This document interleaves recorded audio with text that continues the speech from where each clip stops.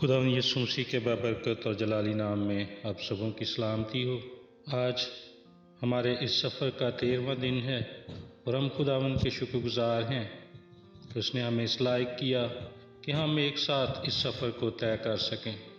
اور آج کے لیے ہماری جو کلام مقدس میں سے تلاوت ہے، مقدس لوکا طبیب کی معرفت لکھی گئی خداوند یسوع مسیح کی انجیل، اس کا 5واں باب اور پہلی 11 آیات ہیں۔ کلام مقدس میں لکھا ہے، جب بھیڑ اس پر گری پڑتی تھی اور خدا کا کلام سنتی تھی اور وہ گنیسرت کی جھیل کے کنارے کھڑا تھا، تو ایسا ہوا کہ اس نے جھیل کے کنارے 2 کشتیاں لگی دیکھیں، لیکن مچھلی پکڑنے والے ان پر سے اتر کر جال دھو رہے تھے۔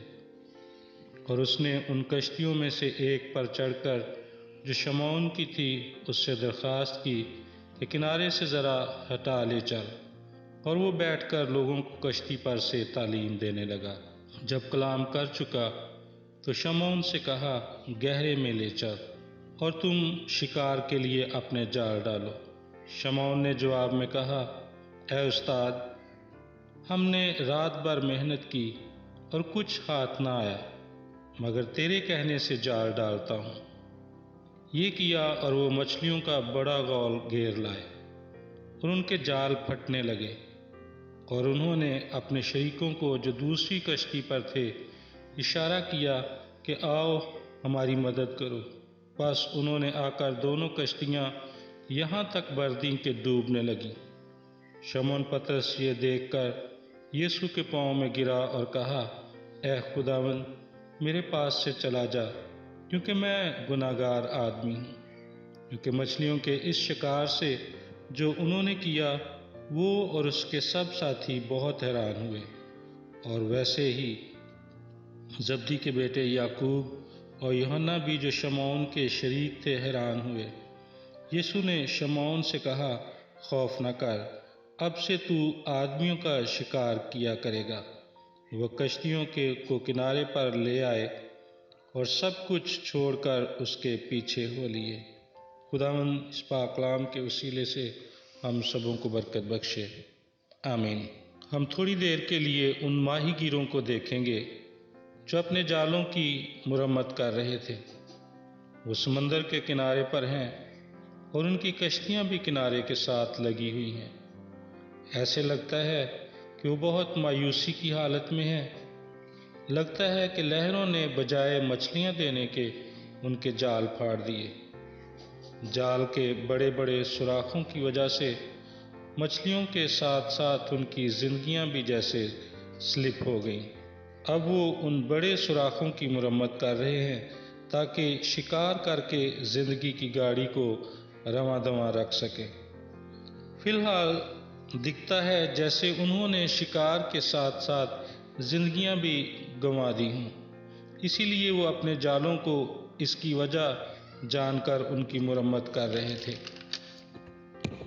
آج بھی بہت سارے مزدوروں کو ہم سڑک کے کنارے بیٹھے ہوئے دیکھتے ہیں، جن کو روزگار نہیں مل پاتا۔ وہ دن بھر روزگار کی تلاش کرتے ہیں، اپنے ہتھیاروں کے ساتھ یا جو بھی ان کے پاس اوزار ہیں ان کو لے کر وہ وہاں پر بیٹھتے ہیں تاکہ کوئی ان کو مزدوری کے لیے لے جائے۔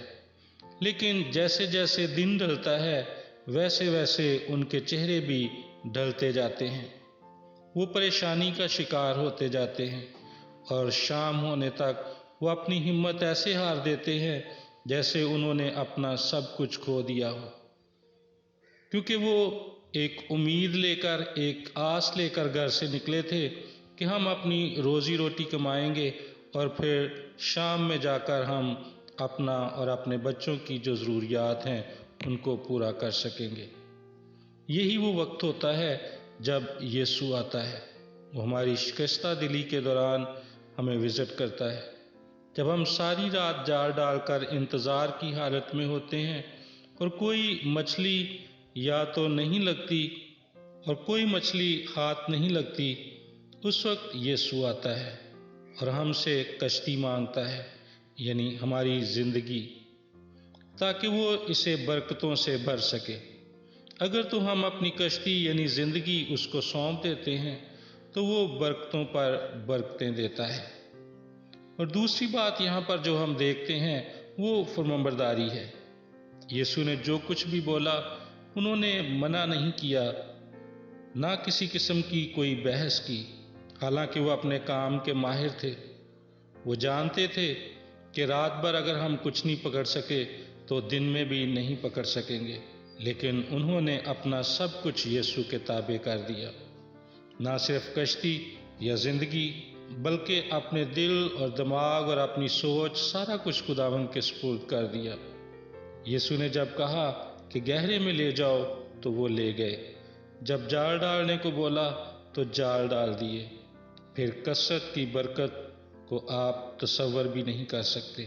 ان کی اپنی کشتی میں جگہ کم پڑ گئی اور انہوں نے اپنے شریکوں کو بلایا، اور پھر دونوں کشتیاں جو تھیں وہ اس قدر بھر گئیں کہ ڈوبنے لگیں۔ کلام مقدس میں لکھا ہے کہ اگر ہم پہلے اس کی راست بازی اور بادشاہی کو ڈھونڈتے ہیں تو پھر ساری چیزیں خود بخود ہمیں مل جاتی ہیں۔ اور ہم کلام مقدس میں دیکھتے ہیں کہ سلیمان نے بھی صرف حکمت کے لیے درخواست کی تھی اور حکمت کی روح مانگی تھی جو کہ خدا کی روح ہے۔ عزت اور دولت اور شہرت خود بخود خداوند نے اسے دے دیے۔ آج بھی بہت سارے لوگ مایوسی کا شکار ہیں، شکستہ دل ہیں، پریشان ہیں، اور خصوصی طور پر ہم سب جانتے ہیں کہ ہمارے معاشرے میں کرسمس کی تیاری کے لیے بہت سارے پیسوں کی ضرورت ہوتی ہے، لیکن جن کے ایسے وسائل نہیں ہوتے ہیں وہ بہت پریشان ہوتے ہیں۔ وہ اپنی جسمانی فکروں کی وجہ سے مایوسی اور شکستہ دلی کا شکار ہو جاتے ہیں۔ خصوصی طور پر ان سے میری درخواست ہے کہ اپنے آپ کو اس کے ہاتھوں میں سونپ دیں، کیونکہ وہ جب آئے گا تو پھر معجزہ بھی ضرور آئے گا۔ خداوند ہمارا خدا قادر مطلق ہے، وہ کل کائنات کا خالق اور مالک ہے، اور کوئی بھی کام ایسا نہیں ہے جو وہ نہیں کر سکتا۔ وہ ہماری ضرورتوں سے واقف ہے، وہ ہماری پریشانیوں سے واقف ہے، وہ ہماری بیماریوں سے واقف ہے، ہماری تمام طرح کی خوشیوں سے واقف ہے۔ آئیں ہم اپنا آپ اسے سونپ دیں اور اس ایڈونٹ سیزن میں اس ایمان کے ساتھ آگے بڑھیں کہ خداوند ہمارے ساتھ ہے تو ہمیں کسی چیز کی کمی نہیں ہو سکتی۔ خداوند اپنے کلام کے وسیلے سے ہم سبوں کو برکت بخشے۔ دعا مانگیں۔ خداوند تو جو کل کائنات کا خالق اور مالک ہے، اور اے خداوند ہمارا آسمانی باپ ہونے کے ناطے ہماری فکر کرتا ہے، ہم تیری شکر گزاری کرتے ہیں۔ تو اے خداوند ہماری تمام طرح کی خوشیوں سے، پریشانیوں سے واقف ہے، تو ہماری ضرورتوں سے واقف ہے۔ منت کرتے ہیں اے خداوند تو ہم میں سے ہر ایک کو چھو، برکت دے، اور اے خداوند یہاں تک کہ ہماری کشتیاں جو ہیں وہ ڈوبنے لگ جائیں۔ منت کرتے ہیں خداوند تو اپنا رحم اور فضل کر، اور اس ایڈونٹ سیزن میں اے خداوند ہم ایک نئے تجربے کو محسوس کریں جو کہ تیرے ساتھ رہنے کا تجربہ ہے۔ منت کرتے ہیں اپنے پاک روح کے وسیلے ہماری مدد اور رہنمائی کر۔ تیرے بیٹے اپنے خداوند یسوع مسیح کے نام سے یہ دعا مانگتے ہیں، آمین۔